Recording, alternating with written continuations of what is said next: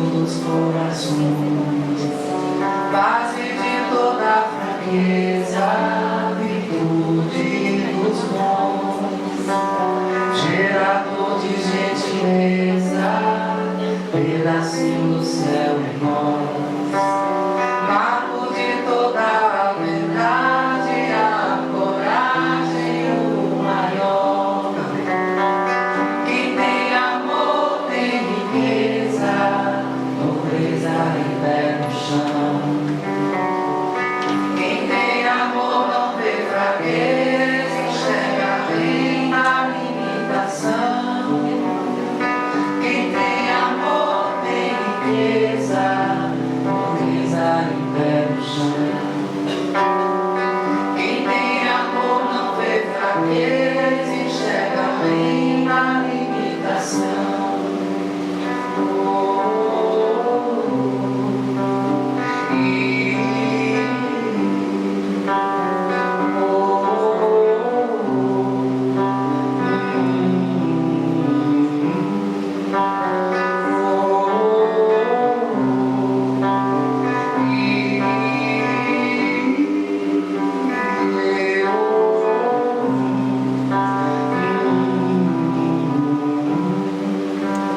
Sustento da liberdade, a verdade a solução, o afeto da pureza, sentindo a lição, cuidador de sentimento, provedor de doação, a razão do universo, a claridade, a proteção.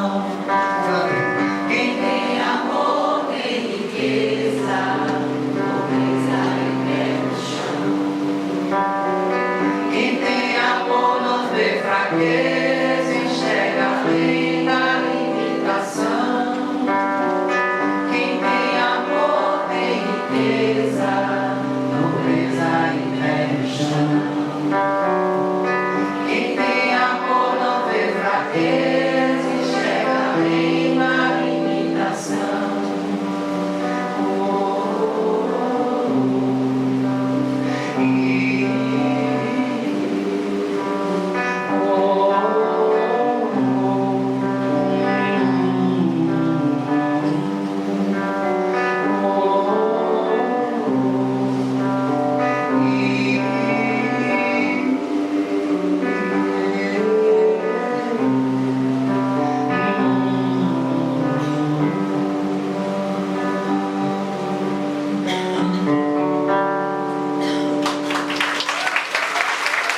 A presença de Jesus aqui é indiscutível. Jesus veio pela nossa vontade de reencontro com Ele. As canções de Armando mantiveram Jesus entre nós. As doces palavras de Patti relembraram Jesus e tornaram a sua presença ainda mais forte. Que nós possamos, juntos, seguirmos até o final com Jesus nos nossos corações.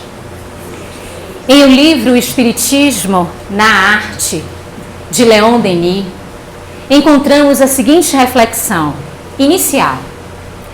O Espiritismo vem abrir para a arte novas perspectivas, horizontes sem limites. A comunicação que ele estabelece entre os mundos visível e invisível, as indicações fornecidas sobre as condições da vida no além, a revelação que ele nos traz das leis de harmonia e de beleza que regem o universo, vem oferecer aos nossos pensadores, aos nossos artistas, motivos inesgotáveis de inspiração. Porque a doutrina dos Espíritos é o consolador prometido por Jesus. E diante do manancial de esclarecimento que traz ao nosso pensamento lógico e racional, mas também o conforto que traz aos nossos corações, se apresenta como inspiração inesgotável para aqueles que tão lindamente se debruçam sobre a arte. esta forma de decodificar as nossas emoções, os nossos sentimentos, as nossas percepções. E com muita sensibilidade, Leon Denis percebe esta funcionalidade que através da arte é possível ser alcançada, dando cor e brilho à forma de expressar a doutrina, como se estivesse indo além das próprias palavras e o que elas são capazes de traduzir. Porque a música, ela traduz uma linguagem universal. Nós escutamos músicas japonesas, chinesas, estou dizendo eu mesma, né? Particularmente. Japonesas, chinesas, malaias, coreanas, e pouco entendo o que eles estão falando. Mas a melodia que eles trazem e a empatia que é carregada na expressão daquele artista me faz sensibilizar a alma. E eu canto sem nem saber o que eu estou cantando, lavando a minha alma, porque alguém tentou traduzir nesta forma que é universal, que é sem limite, a música, a melodia que é capaz de atravessar os hemisférios, é capaz de atravessar os continentes e vir aqui, atingir o meu coração e a minha alma. Falando sobre a música, neste livro, Leon Denis diz assim: a música desperta na alma impressões de arte e de beleza, que são a alegria e a recompensa dos espíritos puros, uma participação da vida divina, na vida divina, em seus encantos e êxtases. Lá à frente ele diz: o canto e a música, em sua íntima união, podem produzir a mais alta impressão. Quando a música é sustentada por nobres palavras, a harmonia musical pode elevar as almas até as regiões celestes. É por isso que quando ouvimos as canções de Armando, nós dizemos, são canções que vêm dos céus. São verdadeiras orações cantadas. São diálogos que nós travamos e traçamos com Deus, a partir das melodias tão bem construídas e a partir das palavras que se casam nestas melodias e nos promovem este embevecimento que desde a primeira hora aqui nós experimentamos. O cântico produz uma dilatação salutar da alma, uma emissão fluídica que facilita a ação das potências invisíveis. Ficamos mais fortalecidos, como se recebêssemos injeções de ânimo, porque não cantamos apenas com as cordas vocais. Cantamos músicas deste viés com o coração, com as células, com tudo que pulsa em nós, porque vem de dentro a exalar uma expressividade sincera. E Leon Denis fala algo que Armando sabe muito bem. Olha o que ele diz: seu poder misterioso e soberano se estende sobre todos os seres, sobre toda a natureza. Efetivamente, a lei das vibrações harmônicas rege toda a vida universal, todas as formas de arte, todas as criações do pensamento. Ela introduz equilíbrio e ritmo em todas as coisas. Ela influi até sobre a saúde física por sua ação sobre os fluidos humanos. O trabalho realizado por Armando em um hospital em nossa cidade comprova os efeitos na saúde, efeitos psíquicos, físicos, emocionais, psicológicos e espirituais, demonstrando que é sim uma linguagem universal e, quando bem tracejada, conduz o ser aos altos páramos, aos altos céus, conduzindo-nos em emoções especiais. Amor é um presente.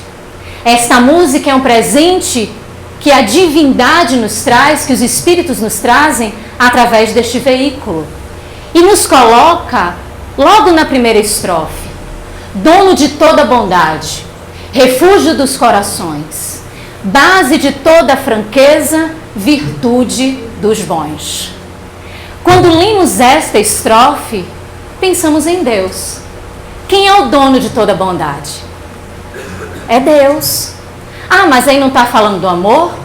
Mas não foi o evangelista João que disse que Deus é amor? Dono de toda bondade é Deus. Refúgio dos corações, onde nós nos refugiamos. E ainda diz que é virtude dos bons. Jesus disse, quando foi considerado bom, que bom somente o Pai. Que mestre, sim, ele o era, mas que bom só o Pai. Mas ele não estava dizendo que nós não poderíamos alcançar a bondade em nossos corações. Ele dizia que o dono de toda a bondade é Deus. E nós ficamos com estas parcelas que nós conseguimos alcançar dentro da nossa perfeição que nos espera, que é relativa. E quando fala a Gênese, em seu último capítulo, no seu último item, a geração nova, logo no início, no primeiro parágrafo, Kardec e os espíritos, porque é um trabalho em conjunto, eles nos dizem que são chegados tempos e que para um mundo de felicidade, para um planeta de felicidade, é necessário que se habitem espíritos bons. Os habitantes da Terra, espíritos bons, tão quanto encarnados como desencarnados, mas que sejam bons, ou seja, que já tenham palmilhado alguma história pessoal, que já tenham eleito a bondade como realidade individual. Então, nessa primeira estrofe, esta música está conversando conosco sobre uma faceta do amor, que pertence a Deus, de onde tudo provém, de onde tudo se inicia, que é o nosso Pai Criador e a razão por estarmos aqui neste exato momento. Gerador de gentileza, pedacinho do céu em nós, marco de toda verdade, a coragem, o maior. Aí o amor já saiu de Deus e já se espraiou para as suas criaturas. Essa estrofe conversa com a gente. Ela fala dos efeitos do amor em nós. O que ele provoca em nós? Ele gera a gentileza. Ele promove a coragem. Ele traz a verdade, porque ele é o maior dos sentimentos. Encontramos em um Evangelho segundo o Espiritismo, instruções dos Espíritos, a lei de amor. E no seu primeiro item, o Espírito Lázaro nos diz que tudo no início era instinto, com o passar do tempo a sensação, com o amadurecimento o sentimento. E o sentimento por excelência é o amor. Onde toda a doutrina de Jesus se resume em inteireza neste máximo sentimento. Trazer o amor para a realidade da criatura é nós sabermos da nossa identidade espiritual. Nós nascemos do quê? Do amor. O amor, originário do pensamento divino, nos traz a nossa realidade quanto criaturas. Então nós adviemos do amor de Deus. E existe esta realidade pulsante em nós. O próprio Leon Denis, em um livro publicado em 1908, que na sua origem, no seu título originário, se chama O Problema do Ser e do Destino. Mas a Federação Espírita Brasileira, ao trazer o livro para a tradução aqui entre nós, acrescentou. Então, o título que nós conhecemos mais comumente, O Problema do Ser, do Destino e da Dor. Por entender acertadamente que nós precisamos também problematizar a dor, para que possamos compreendê-la. Nesta obra, na sua última parte, encontramos a alma sensível de Leon Denis, nos esclarecendo sobre as potências da alma. Lá ele fala sobre a vontade, sobre o livre-arbítrio, sobre a consciência, sobre o pensamento, sobre a dor e fala sobre o amor. dizendo que este desfile de potências da alma são alavancas, que nós nos utilizamos no tracejar da nossa história espiritual e que elas são muito significativas para os passos resolutos que precisamos dar, seja na história reencarnatória ou na própria história quanto espíritos. Para exercitarmos as nossas escolhas de maneira acertada, precisamos nos utilizar destas alavancas, para que elas, como verdadeiras potências, nos impulsionem ao progresso a que nós desejamos, a que nós almejamos. Colocar o amor como uma das potências é sabermos que o que temos íncito em nós tem uma força imensa. Uma força criadora, capaz de nos modificar e modificar tudo ao nosso redor. Às vezes, quando falamos de amor, nos utilizamos na tentativa de traduzi-lo de palavras, de conceitos, de subterfúgios, buscando esta tradução, esta significação. E esquecemos do mergulho pessoal. Este mergulho tão adiado, mas que nos é tão essencial. E que quando mergulhamos entendemos, meu Deus, o tesouro está aqui. Eu não preciso sair para buscar lá fora o tesouro que eu preciso identificar aqui dentro. Depois de identificado, sim, eu posso. Mas até aquele momento, sem identificação, eu posso estar perdido, a buscar em diversas outras situações algo que eu preciso encontrar dentro, no recôndito de mim mesmo. Então esta potência faz com que nós nos respeitemos mais, com que nós olhemos para os nossos limites, que olhemos e dialoguemos com os nossos receios, com as nossas anfractuosidades, com as nossas vacilações. Permite esta potência que nós estejamos face a face, sem carregarmos a culpa que Paty apresentou aqui, sem carregarmos esta situação que nos adoece. Por quê? Porque partimos da base natural de que estamos investidos do amor. E qualquer viagem que iremos empreender estará em parceria com este sentimento máximo, porque ele está íncito em nós. E é uma realidade a que nós precisamos descobrir, porque quanto mais dividido, mais se multiplica. Quanto mais espalhado, mais se propaga. Por quê? Porque é um contágio bom. Faz bem amar. Aquele que doa o amor, contagia o outro, que talvez não soubesse o significado de receber o amor, mas que envolvido por aquele gesto de gentileza, de bondade, de atenção, se reveste na oportunidade de também conhecer o amor. O amor a si mesmo permite com que nós dialoguemos com a nossa tristeza e saibamos o lugar exato onde ela deve permanecer. Conversarmos com nossos medos e sabermos de que forma eles também possuem uma limitação e que não podem se espraiar e nos dominar. Conversarmos com as nossas imperfeições e sabermos que somos capazes de realizar tudo, absolutamente tudo, em que pesem as nossas imperfeições. Porque foi Jesus que disse: vós sois deuses. Podereis fazer o que eu faço e muito mais.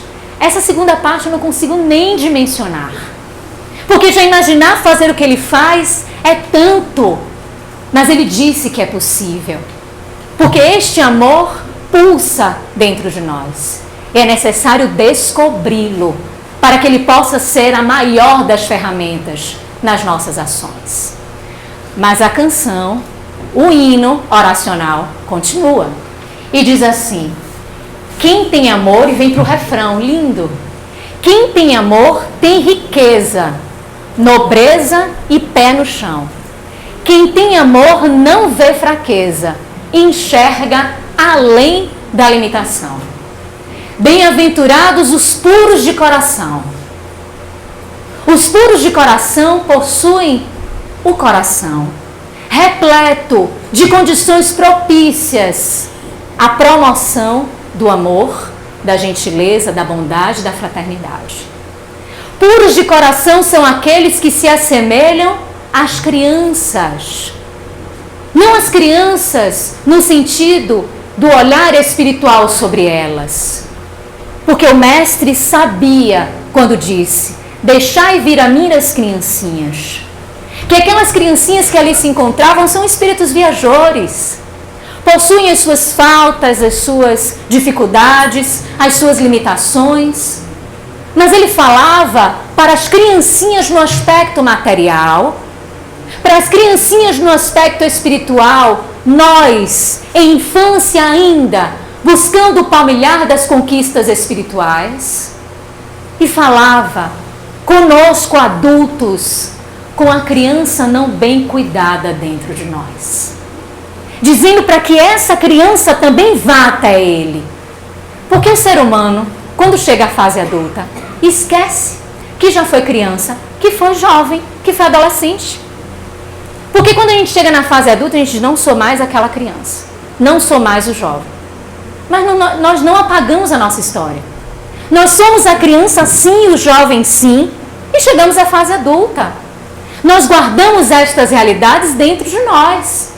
E se elas não estão bem trabalhadas, elas colocam o adulto em saias justas, em maus lençóis. Então ele dialoga com esta criança psicológica também, dizendo-nos que é necessário termos a transparência da infância, a espontaneidade da infância, das crianças que nos trazem e nos dizem tão claramente o que pensam. A minha filha ganhou 2 vestidos de aniversário. No aniversário dela de 3 anos, ela ganhou 2 vestidinhos do tio, né, do meu irmão caçula. E aí ele mostrou o primeiro e disse assim para ela: e aí, gostou? Ela é lindo! Ela ficou super feliz com o primeiro. Ele mostrou o segundo e esse não. Esse é feio, eu não gostei desse. Aí ele tentou ainda, mas Alice vai usar, né? Não, eu não gostei desse não. Mãe, eu não gostei desse.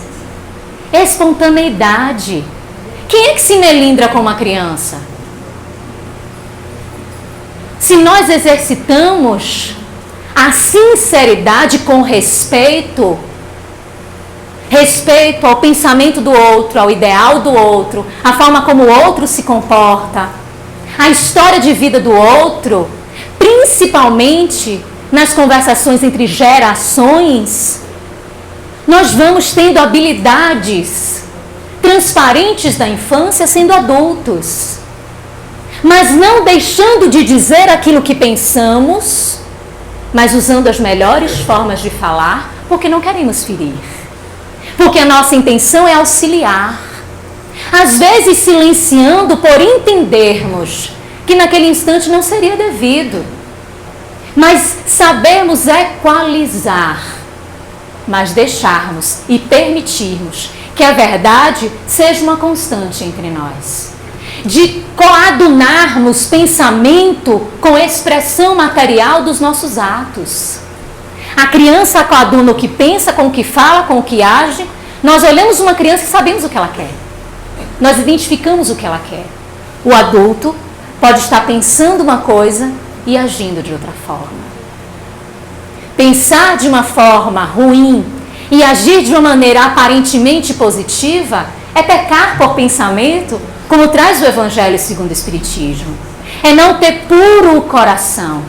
É não ser um bem-aventurado pelo exercício que faz para essa limpeza e pureza dos corações. Mas a bem-aventurança é: bem-aventurados os puros de coração, porque verão a Deus. Olha o finalzinho. Quem tem amor não vê fraqueza, enxerga além da limitação. Ver a Deus não é ver Deus fisicamente, Quem tem puro coração vai ver Deus fisicamente. Não, vai enxergar além da limitação. Não vai identificar a fraqueza, vai identificar oportunidade. Quem tem puro coração vai enxergar Deus em tudo. Deus naquele que cometeu um crime e uma falta. Deus naquele que é o que empreende esforços no auxílio ao próximo.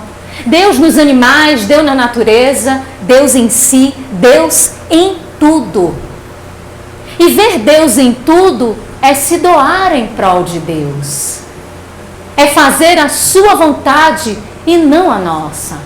É realizar o movimento de transformação em prol desta realidade que traz como nutrientes este enxergar a Deus.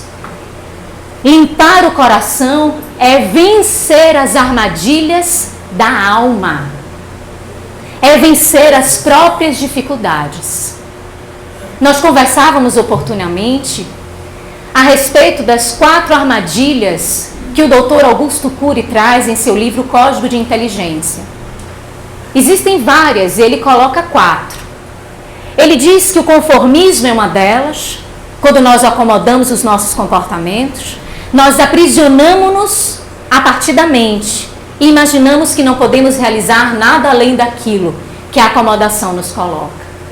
Ele elenca também a condição de se fazer coitado, de se fazer de vítima, de nunca imaginar que as coisas que acontecem ao nosso redor pertencem a nós mesmos diante das nossas escolhas e ações. Ele diz também que uma outra armadilha da mente é o medo de reconhecer as próprias faltas, de reconhecer os erros, que estas pessoas passam o tempo a justificar as suas atitudes e dizer, não era bem assim que eu estava pensando, não era bem assim que eu queria. E perde a oportunidade de crescer com as próprias faltas. E ele finaliza dizendo que uma 4ª armadilha, onde o ser aprisiona a própria mente, faz a própria gaiola, seria o medo de arriscar. O medo de participar de riscos, de se superar, de sair de uma condição como o conformismo, mas indo além de planejar, de trazer ideais, de vencer até mesmo o que os outros falam a respeito de nós. Acontece que a doutrina dos espíritos, ela vai além. E além das armadilhas da mente, ela coloca as armadilhas da alma, onde nós, individualidades espirituais, nos aprisionamos. São as chagas denominadas orgulho e egoísmo, que encontramos na pergunta 785 de O Livro dos Espíritos.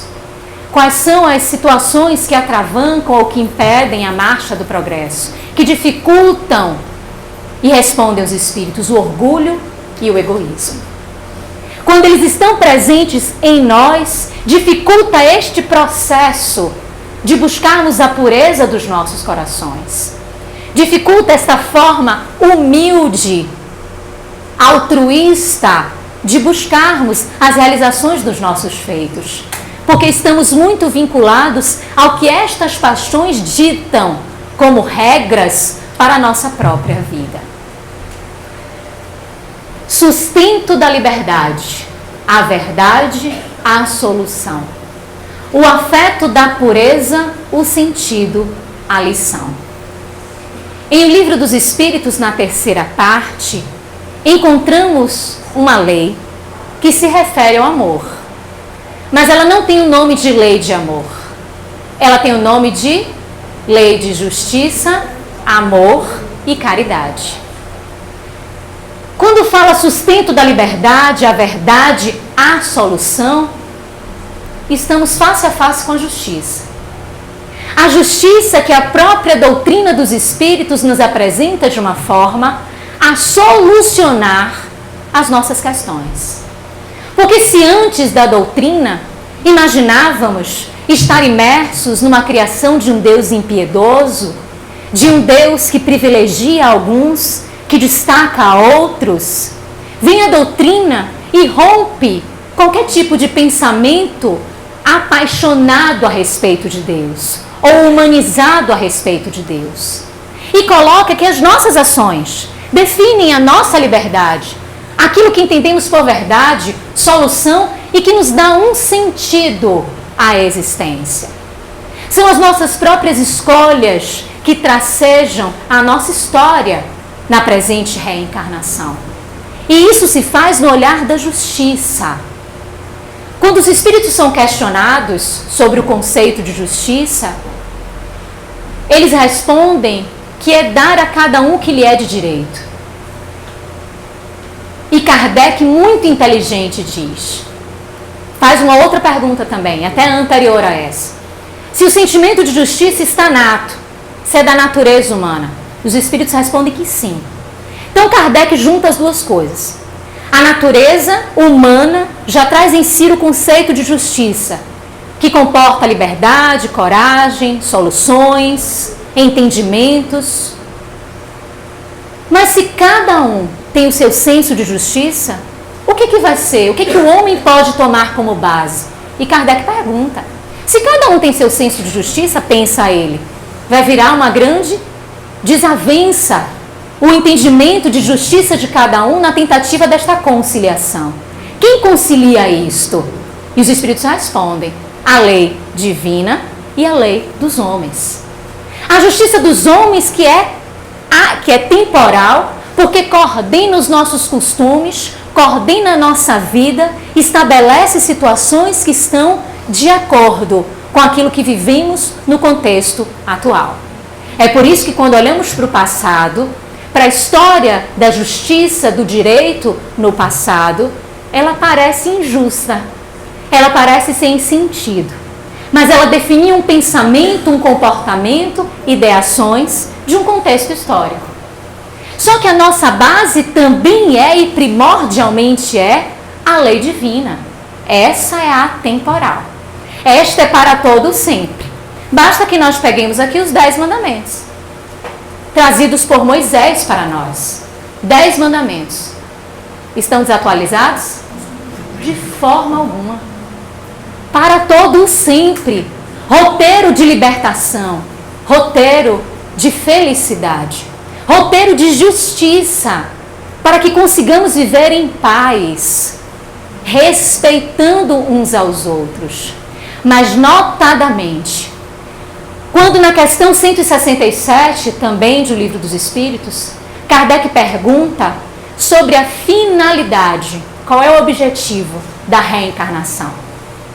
E os Espíritos respondem: expiação e melhoramento das virtudes, senão onde há justiça.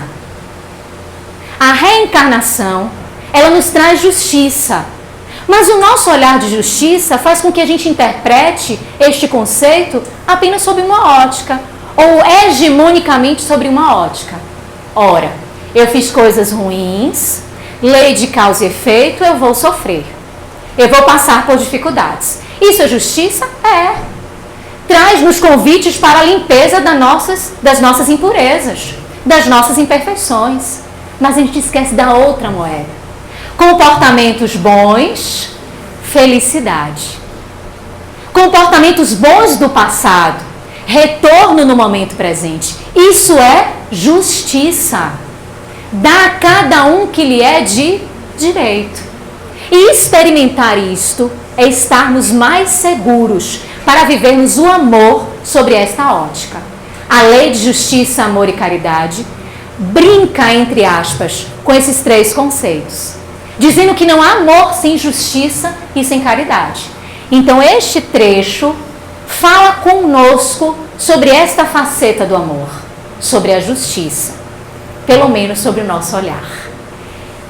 Na última estrofe encontramos cuidador de sentimento, proventos de doação, a razão do universo, a claridade, a proteção. Lei de justiça, amor e caridade. Quem é que cuida, senão a expressão da caridade? O amor na faceta de cuidado, de doação, de proteção, é a caridade. Que é o amor neste movimento em prol do outro, ao encontro do outro mas também de si mesmo. Entendendo caridade também como aspecto que traz Jesus. Benevolência para com todos, indulgência para com as imperfeições alheias e perdão das ofensas. Sentido amplo de caridade. É cultivarmos em nós um amor e sabermos que ele faz tão bem e inebria tanto que eu não consigo conter. O nosso codificador teve um gesto de caridade e de amor para conosco. Está lá em Obras Póstumas, que quando ele se defronta com os fenômenos espirituais, as mesas que se comunicavam naqueles movimentos ou nas batidas, ele olha para aquilo e entende que só poderia ser algum efeito, que até então, alguma causa, que até então não tinha se expressado na ciência ou no mundo presente. Não com conhecimento, não com catalogação. E à medida que ele descobre que atrás daqueles fenômenos que muitas pessoas consideravam pueris e banais, encontrava-se uma fonte de esclarecimento, porque saber da existência de Deus, da imortalidade da alma, da reencarnação, são fontes de consolação. É sabermos da continuidade, da esperança e da possibilidade da felicidade. Então Kardec, quando defronta-se com estes fenômenos, ele diz: não dá para ficar aprisionado entre quatro paredes. E ele se dedica em prol de todos nós, em prol da humanidade, catalogando minuciosamente, com seu critério disciplinado, amoroso, com seu critério de moralidade engrandecida, numa grande responsabilidade que ele abarcou e aceitou, trazendo a forma caritativa para que nós hoje tenhamos em nossas mãos a possibilidade de veicularmos esta doutrina aos nossos corações, libertando as nossas amarras, mas também sendo instrumentos para libertarmos outros corações. Mas como eu posso fazer isto? De que forma eu posso libertar outros corações? Nós estamos sendo sempre vistos. É do apóstolo Paulo a constatação de que sempre nós estamos sob uma nuvem de testemunhas. Que não somente são os espíritos desencarnados, mas principalmente muitos encarnados que observam não aquilo que nós falamos, mas a forma como nós agimos. E as nossas ações ensinam, educam, positivamente ou negativamente. Mas como somos aqueles viajores que aceitamos no coração a instrução do Cristo e da doutrina dos Espíritos, todos nós estamos num grande celeiro de construção pessoal do engrandecimento desta prática de doação. Todos nós, de uma forma mais tímida, de uma forma mais expressiva, qualquer que seja. Cada ação nossa, individual, somada na coletividade, faz toda a diferença. E aquilo que nós dizemos muitas vezes, que é sonho da juventude, por que eu digo que os adultos às vezes esquecem que foram jovens? Porque quando se encontram com algum jovem na idade física, material, e o jovem diz assim: eu vou mudar o mundo. O adulto diz: mudar nada. Você não sabe como é o mundo. Você não sabe o que é que o mundo te espera. Sai aí desse sonho, vem viver a vida real. Você não faz ideia do que o mundo é. Olha o adulto querendo minimizar ou coibir a juventude do outro que já fez consigo mesmo. Que por diversos motivos matou em si os ideais, os sonhos, as vontades, as conquistas. Só que o jovem que está dentro de nós também quer mudar o mundo. E para mudar o mundo, precisamos das atitudes individuais. Por mais que achemos que são pequenas, mas não são. São reais porque vêm de nós.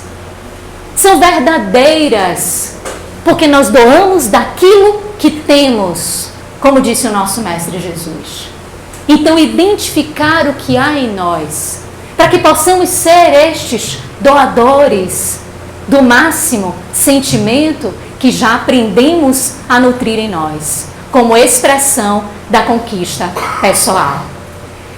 Com este passeio, constatamos que esta música vinda dos céus começa em Deus, passa por nós, faz um convite de canção da bem-aventurança, provoca-nos com a justiça e chega na caridade, saindo de Deus, passando por nós e chegando ao outro. Amar a Deus sobre todas as coisas e ao próximo como a si mesmo. Que nós consigamos empreender esforços cada vez maiores, imbuídos neste mar, destes hinos, destas canções, tornando a nossa vida um grande canto em louvor a Deus, tornando o nosso coração a expressão do brilho que Jesus espera operar através de nós. Que o hino que ele cantou um dia, do reino dos céus, da boa nova, das bem-aventuranças, venha a ser realidade mais pungente em nossos corações. Que Jesus nos abençoe, que os espíritos protetores, amigos benevolentes, nos sustentem a cada instante e que o nosso anjo da guarda seja o companheiro fiel, constante, a nos dar as dicas e as instruções para um caminho seguro e firme, pautado no amor de Deus. Muita paz para todos.